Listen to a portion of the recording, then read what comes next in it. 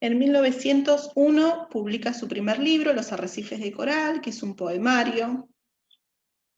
En realidad es un poemario en los que hay escritura en prosa y en verso, es un texto netamente de corte modernista, que tiene las marcas propias del modernismo, ¿no? Aparecen ciertas notas decadentistas, aparece la locura, ya como un tema que además va a ser recurrente en la producción posterior de Quiroga, la necrofilia, la sexualidad, el erotismo, la demencia, la muerte, temas y enclaves estéticos, como decíamos, que serán recurrentes en su obra.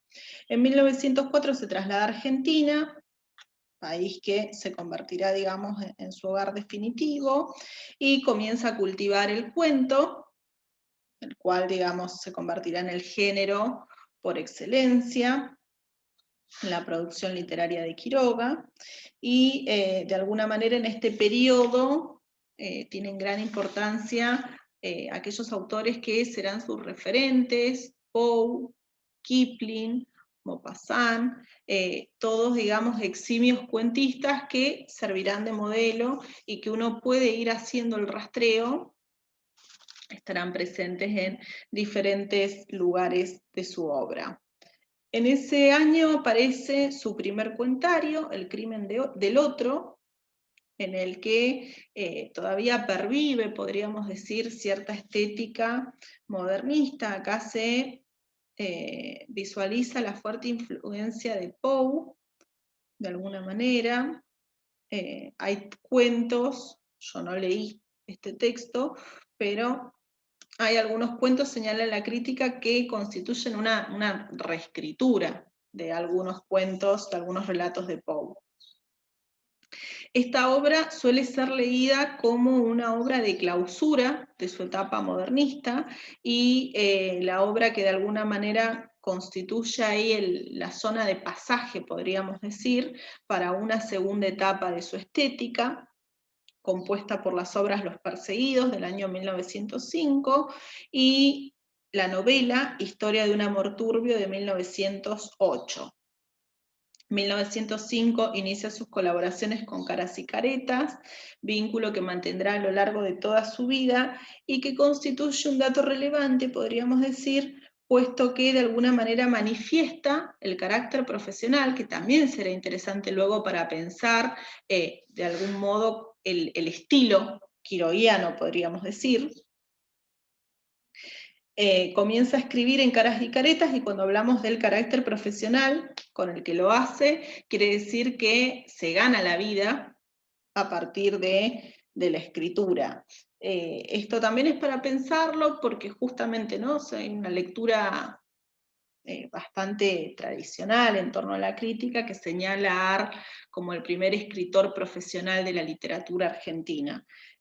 Primero que estas afirmaciones taxonómicas siempre son de algún modo revisables, podríamos decir, pero bueno, también en Quiroga está presente esto, ¿no? Que vemos en Art años después. Trabajar en un medio periodístico, ¿sí? Y ganarse la vida de lo que escribe. De hecho, la mayoría de la producción de Quiroga primero aparece publicado en revistas, ¿no? Que luego él compendia esa producción y va generando sus libros de cuentos. Pero la mayor parte de la obra de Quiroga, digamos, ¿a qué voy con esto? Que Quiroga no piensa sus cuentarios como una unidad constitutiva, sino que en realidad va escribiendo cuentos y luego, ¿no? Los va a partir de determinados criterios, que imagino que serán estéticos, temáticos, estilísticos, los va publicando como libros de cuento. Como les decía, esta escritura en medios gráficos va a incidir directamente en algunas cuestiones estilísticas. ¿Por qué? Porque la extensión de estos relatos al publicarlos en revistas ya estaba pautada previamente, debía ajustarse, digamos, a determinado espacio gráfico que le daban, y esto de algún modo irá configurando su estilo a partir de determinadas características y cierta economía narrativa que uno ve en los cuentos de Quiroga, así como cierto laconismo en la lengua de sus personajes. Economía narrativa y laconismo en la lengua de sus personajes eran dos notas distintivas de Los Desterrados.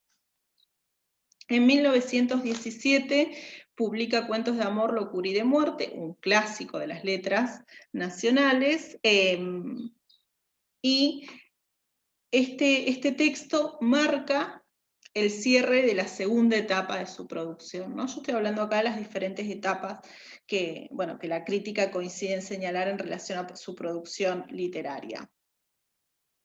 La tercera etapa ya lo muestran con un estilo y un proyecto narrativo absolutamente madurado. En 1918 publica Cuentos de la Selva, en 1920 El Salvaje, también, todos cuentarios, ¿sí?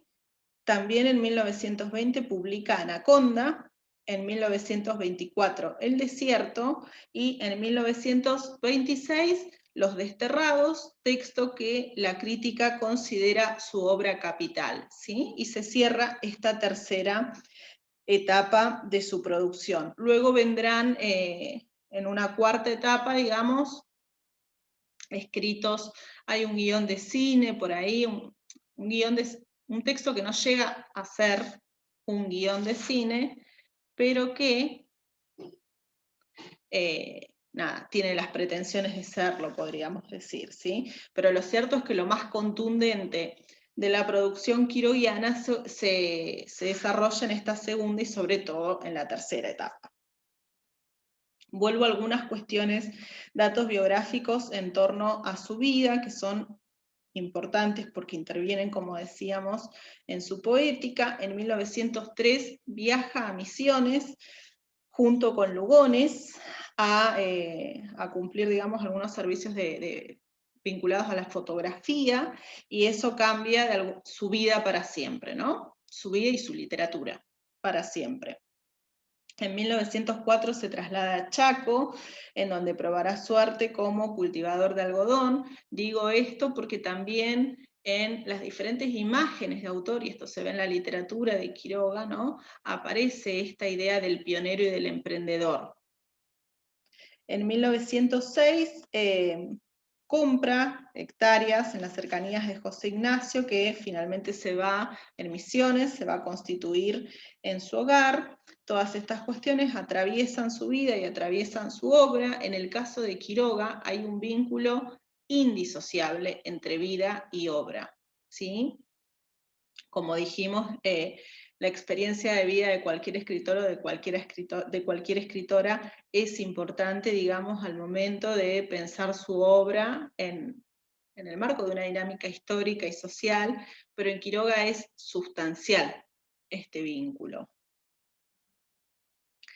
Bien, y cierro, bueno, hay un par ahí de datos, ¿no?, en cuanto a su vida, como dijimos, que están signados por la tragedia, y en la cuarta etapa de su producción ya se encuentra alejado, de alguna manera, del cuento. Esta cuarta etapa remite mayoritariamente a artículos críticos, muchos de ellos vinculados al cine y la fotografía. El cine y la fotografía son, de algún modo, otros de los grandes intereses de Quiroga, sobre todo la fotografía. Y vamos a ver que, de algún modo, estos dos lenguajes también intervienen en la configuración de su poética cuando vayamos a la obra. En 1929 hay una segunda novela que intenta escribir, pero que tampoco lo convence demasiado. Quiroga es eminentemente, digamos, un escritor de narrativa breve, y en 1935 publica su último cuentario, que se llama Más allá, y se suicida finalmente, ¿no?, en 1937, bueno, cuando ya sabe que es víctima de algún modo de un cáncer fulminante. Bien. Estas cuatro etapas que yo les mencioné pueden identificarse, ¿no?, con ciertas estéticas, la modernista, en la primera etapa. En la segunda etapa se conjugan lo fantástico y también lo que él mismo ha dado en llamar cuentos de efecto, mientras que la tercera etapa pertenece exclusivamente a lo que se ha dado en llamar los cuentos de monte de Horacio Quiroga, que bueno, señalan por supuesto un enclave geográfico, espacial, y estos cuentos de monte son cuentos de carácter en general eminentemente realistas, ¿no? Que vienen a romper con la producción anterior de este escritor. Bien.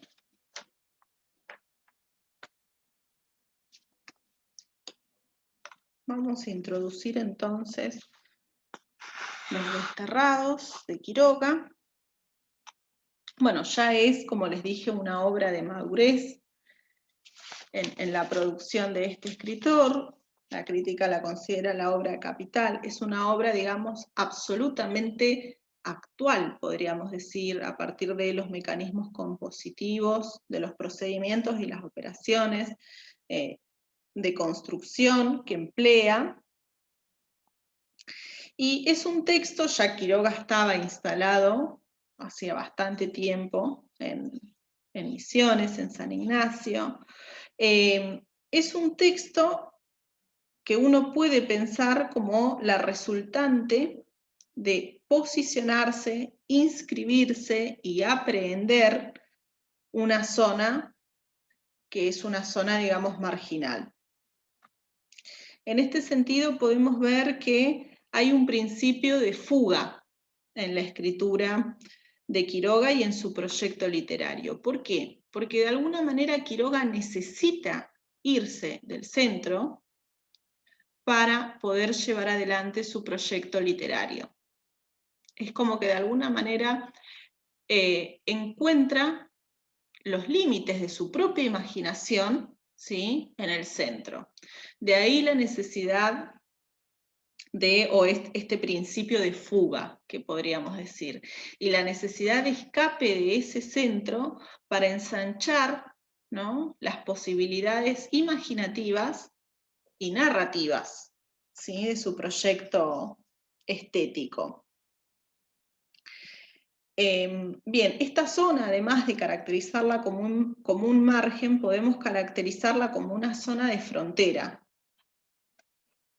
como veremos, ¿no?, de frontera geográfica, pero también, digamos, la frontera refiere ahí a cuestiones lingüísticas, como veremos cuando ingresemos al análisis del texto.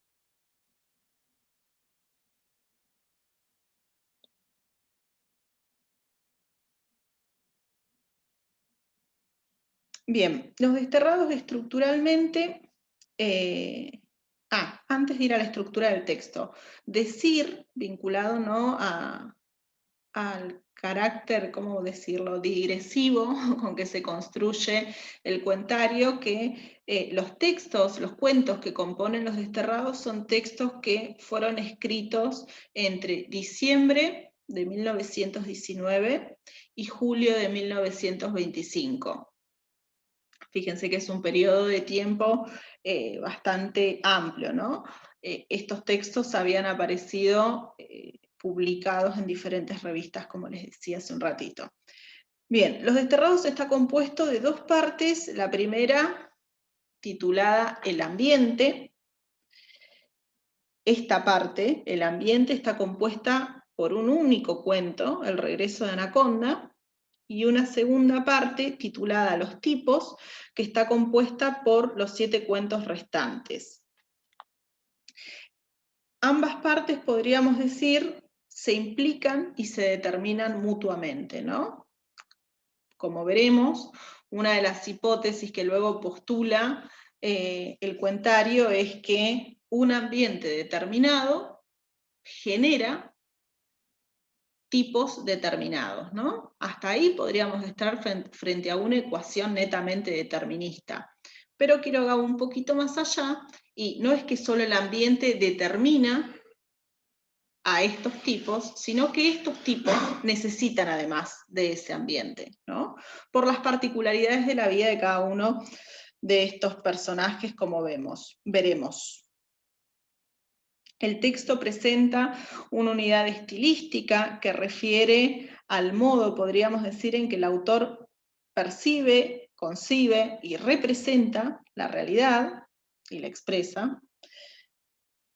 Y por eso hablamos justamente de un cuentario, aunque los textos hayan sido escritos en diferentes momentos. Fíjense que acá es doble el trabajo, ¿no? Porque los textos no son pensados inicialmente como parte de una unidad mayor, los desterrados, sino que los textos son escritos y luego de algún modo, ¿no? Se construye, podríamos decir, ese cuentario. Lo que determina que el texto sea un cuentario es esta unidad que es externa e interna, podríamos decir. En este caso, la unidad externa del cuentario está dado por un marco común entre los textos, puesto que hay un marco narrativo, hay un hilo conductor que teje o entrama todas las historias, que es fundamentalmente el hombre y su lucha con y en la naturaleza, ¿no? Esto está presente en todos los cuentos que componen Los Desterrados. Lucha con la naturaleza que finalmente, podríamos decir, no le permite concretar las pautas de la modernidad, los saberes que se desprenden de esa modernidad, sí postula otro tipo de saberes necesarios y eficaces en ese ambiente. En este punto es fundamental el cuento El regreso de Anaconda, como les decía, puesto que, como dijimos, sirve de marco y traza el ambiente, ¿sí?, donde se desarrollarán todos los otros cuentos y los diferentes conflictos, ¿sí?, que en ellos tienen lugar.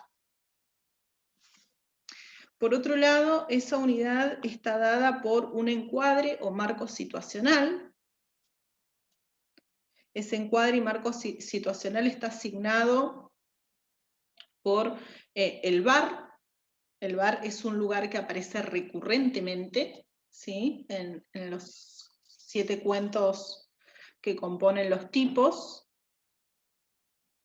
Y este marco situacional, además de estar dado por este lugar, está dado por un momento determinado, que es aquel momento en el que al narrador le refieren la historia de alguno de los protagonistas del cuento. Es esto, por otra parte, lo que posibilita, podríamos decir, que las narraciones quiroguianas, en el caso de Los Desterrados, estén marcados por la oralidad. Hay un fuerte sustrato oral en la construcción de la lengua en Quiroga. Bien, la unidad interna está dada por el lugar, que va de lo macro a lo micro.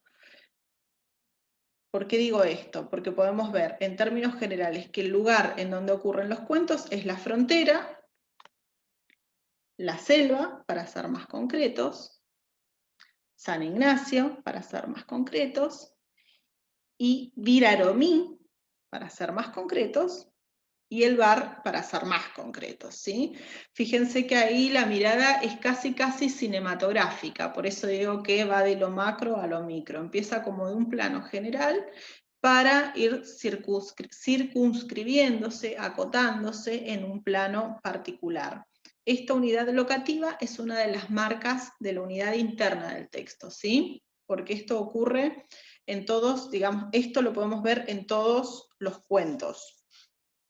Esta unidad interna también está dada por una unidad temporal, podríamos decir. Las historias se suceden en un lapso de tiempo común, ¿sí?, coetáneo entre sí, y están vinculadas a partir de la perspectiva del narrador, que podemos adivinar, salvo algunas torsiones que vamos a ver ahí, lleva adelante Quiroga, es un mismo narrador, ¿sí? Es un mismo narrador el que narra cada una de las historias que tienen lugar en los diferentes cuentos.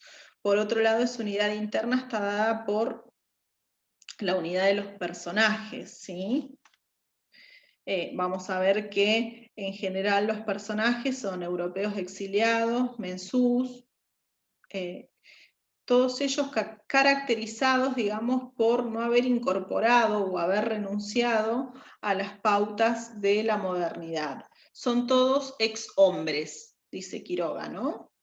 Los personajes, por otra parte, que aparecen muchas veces como protagonistas en un cuento, aparecen como personajes secundarios en otro cuento, ¿sí? Eso también coadyuva, podemos decir, a la unidad de los personajes y en consecuencia la unidad interna del texto.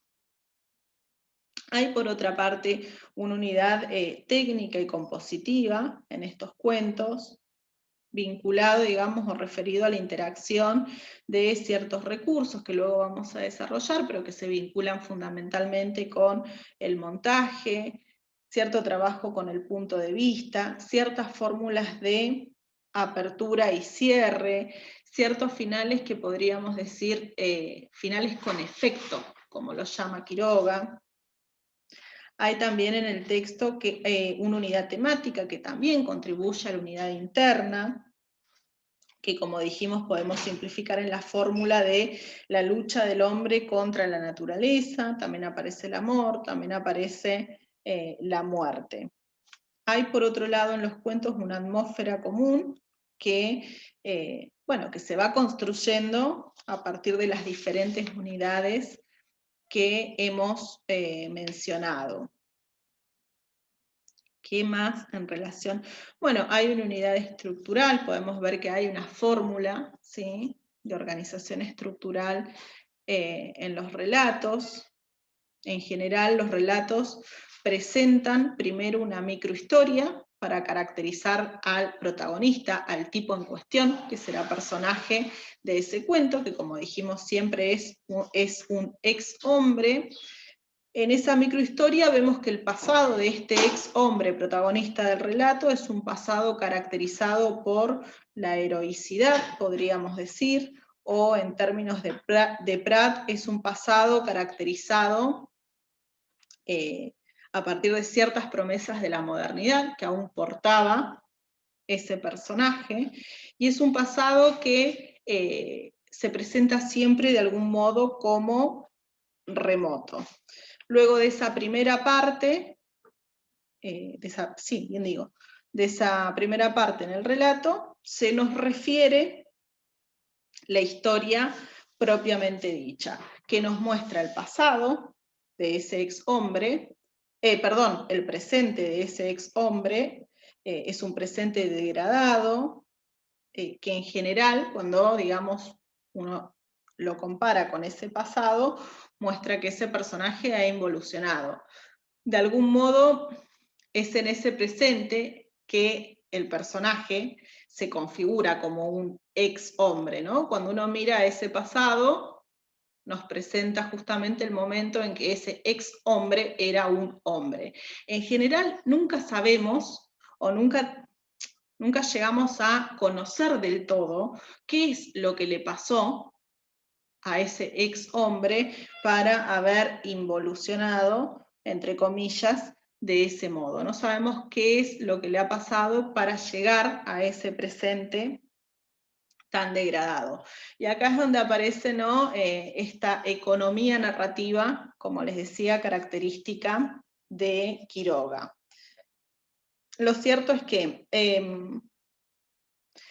el presente de estos ex hombres, cuando nos refieren la historia en cuestión, está caracterizado por la inmovilidad, por el alcoholismo, por la locura y por la mutilación. Esto funciona como una constante. Y luego de esto, yendo a la estructura, ¿no?, de cada uno de los cuentos, se nos presenta ese final con efecto que generalmente o tiene que ver con la muerte del protagonista o con alguna tragedia que se resuelve o en la locura o en la mutilación. Estructuralmente todos los textos se organizan desde ahí. ¿Qué más en torno a estas cuestiones?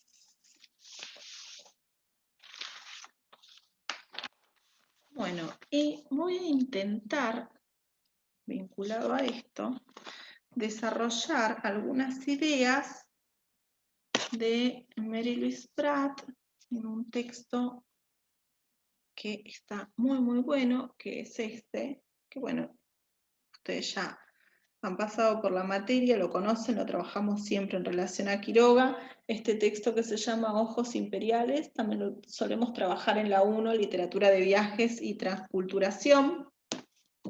Esta es una segunda edición del texto de Pratt, en la que incorpora justamente, ¿no?, un capítulo en el que trabaja a Quiroga junto con otros autores latinoamericanos.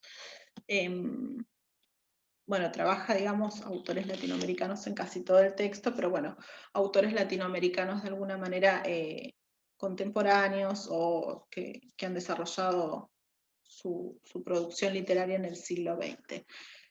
El artículo se titula En la neocolonia, modernidad, movilidad, globalidad. Bueno, y ella, por supuesto, digamos, trabaja con el viaje, así que piensa en los espacios. Bueno, tenemos 15 minutitos para cerrar. A ver hasta dónde llegamos. Trabaja con los espacios. Entonces, bueno, necesariamente comienza reparando en el ambiente y la zona que construye Quiroga en sus textos, que es Misiones. Entonces, a partir de esto, ella dice que es una zona caracterizada por dos cuestiones. Puede ser pensada como una zona periférica, ya lo hemos explicado, ¿no? O sea, periférica en relación a un centro, que es Buenos Aires, que es la ciudad, ¿sí? Más que Buenos Aires, es la ciudad, y también la piensa como una zona de frontera, puesto que tiene lugar ahí, digamos, sí, se encuentran 3 unidades geoterritoriales, Argentina, Brasil, Paraguay. Bien, el hecho de que él, digamos, construya esta zona caracterizada, ¿no?, por su naturaleza periférica y fronteriza, dice Pratt, tiene implicancias estéticas, formales y políticas. O si se quiere, podríamos decir nosotros, esto le permite a Quiroga poner en evidencia, manifestar cierta política de la poética, ¿sí?, desde la cual él entiende la literatura, ¿sí? Porque acá no tenemos que perder de vista esto, ¿no?, que decíamos al inicio de la clase, que siempre, digamos, posicionarse, construir un espacio implica un posicionamiento en torno a. Lo cierto es que esta zona que construye Quiroga es una zona que necesariamente ambigua y pone en crisis, pone bajo sospechas las cartografías nacionales, ¿no? Pone bajo sospecha, podríamos decir, la unidad geocultural homogénea que implica la nación. Y a partir de esto, supone, podríamos decir, reescribir también ciertos tópicos de la literatura nacional, como el de tópico por excelencia decimónico, civilización-barbarie. Entonces, para pasar en limpio de algún modo, Quiroga construye una zona caracterizada por su naturaleza periférica y fronteriza. Esto tiene implicancias estéticas, poéticas, políticas, y le sirve esa construcción para poner, o mejor dicho, a partir de esa construcción necesariamente emerge una puesta en sospecha de las cartografías nacionales y ciertos tópicos y mitos fundantes, ¿sí?, de la nación y de la literatura nacional. Una palabra clave en este sentido para Pratt en la poética quiroguiana es el término excéntricos. ¿Por qué? Justamente porque este término le permite primero dar cuenta de su lugar de enunciación, ¿no?, fuera de ese centro. Por otra parte, lo excéntrico sirve para generar ciertas imágenes de autor, como decíamos. Por otro lado, lo excéntrico sirve, echa luz también sobre el sistema literario, como decíamos, en general y el sistema de la literatura nacional en particular.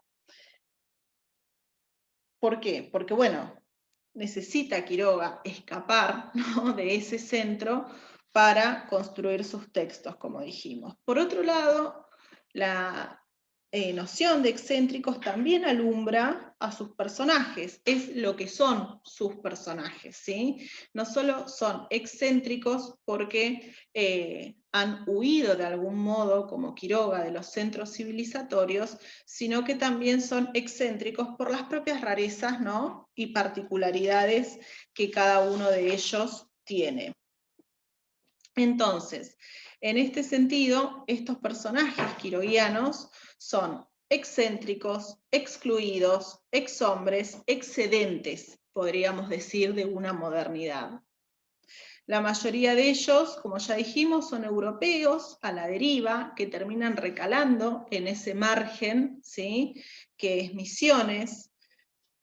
Según Prat, son personajes fracasados que caen en ese lugar y que parece que ya nada tienen por vivir o por perder. Lo que ponen de manifiesto en esta huida, podríamos decir, del centro, lo que pone de manifiesto su elección por el margen y lo que pone de manifiesto todos estos prefijos excéntricos, excluidos, exhombres, excedentes, es que de algún modo estos hombres simbolizan, estos personajes quiroguianos, simbolizan un orden neocolonial. Funcionan, ¿por qué dice ella? ¿En qué ve que ponen de manifiesto un orden neocolonial y simbolizan un orden neocolonial? Funcionan, dirá ella, como una suerte de parodia de los relatos de los conquistadores. ¿Por qué como una suerte de parodia de los relatos de los conquistadores? Bueno, porque en estos relatos los hombres europeos narraban sus empresas fundacionales, se constituían como pioneros, ¿no?, y construían el metarrelato que sustentaba, que legitimaba, ¿no?, la empresa colonial e imperial. Los personajes de Quiroga funcionan a la inversa, ¿sí? Son europeos, no todos, pero en general son europeos, que no pueden fundar nada, o sea, de hecho se caracterizan por la constante errancia y el constante fracaso de sus empresas. En ese sentido, digamos, es que emerge la parodia, según Prat, y en ese sentido es que ponen de manifiesto este orden neocolonial. Hablamos de neocolonialismo porque estamos a principios del siglo XX, ¿no? Pero bueno, vemos que de alguna manera, ¿no?, aunque estemos a principios del siglo XX, el orden colonial que se impuso 500 años antes, en ese momento, digamos, sigue siendo resemantizado y reformulado en el contexto, ¿no?, en el contexto ficcional y en el contexto social también. Entonces, estos exhombres son, al decir de Prat, europeos, dice ella, atrapados en los confines del imperio. Nuevamente acá se resemantiza, cobra relevancia lo neocolonial. El mundo americano, que está marcado por la naturaleza y por una modernidad periférica, tomando, ¿no?, los términos de Sarlo, ha doblegado de alguna manera su voluntad.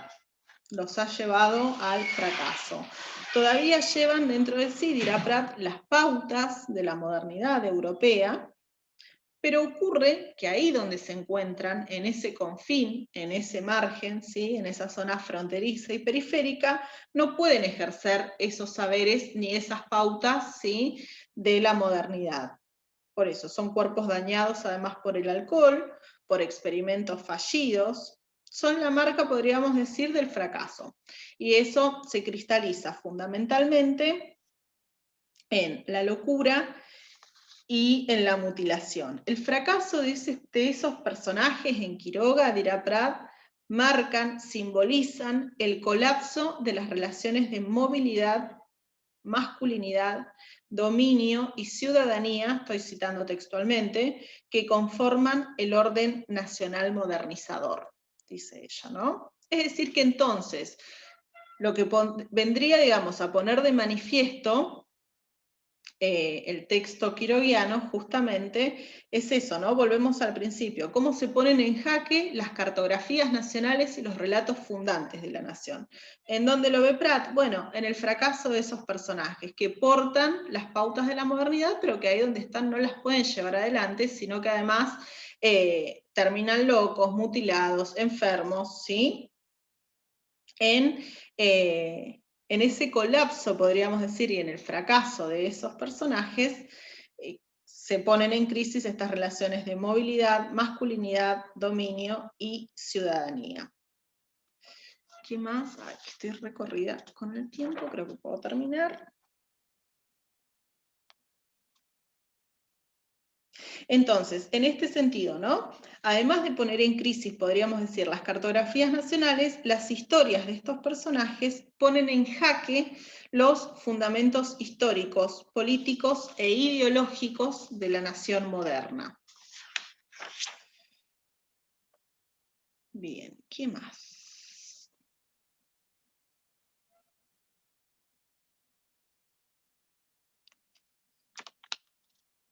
Bueno, creo que vamos a dejar acá porque nos quedan 2 minutitos y no voy a llegar a desarrollar lo que queda. ¿Hasta acá alguna duda, algo que quieran consultar, preguntar, antes de que cerremos?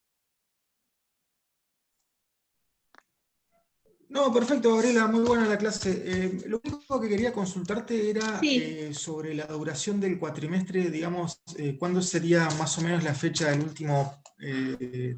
Queda uno solo, ¿no? Queda, sí. Estamos ahí tratando de resolverlo con Maggi porque estamos bastante corridas con los tiempos.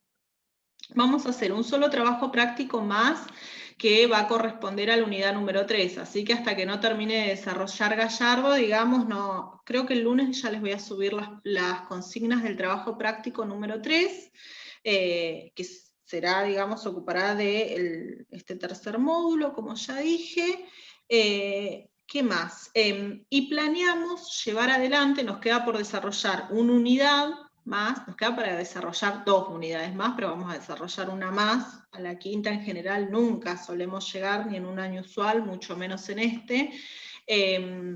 Y nos queda como última instancia evaluativa una suerte de parcial integrador, ¿sí?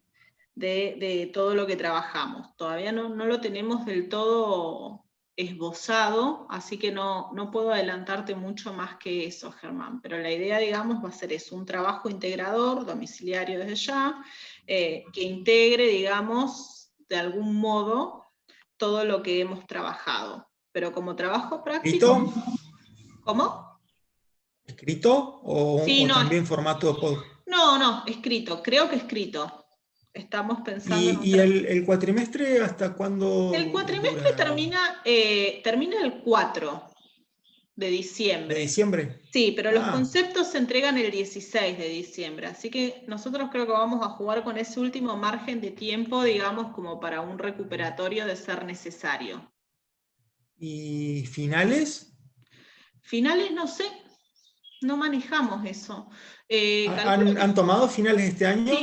sí, tomamos finales, tomamos 2 finales ya. No, tomamos uno y tuvimos un ausente. Sí, todo por modalidad virtual. Bastante bien, es medio feo el sistema, pero lo hemos podido llevar adelante. Y se puede Ah, bien. inscribir cualquiera, ya no está, digamos, la condición esta de que se adeuden 4 materias para poder rendir un final Claro. virtual. Así que sí, pueden acceder tranquilamente a rendir el final. Bueno, listo. Nos Bueno, vemos el lunes nos vemos entonces. el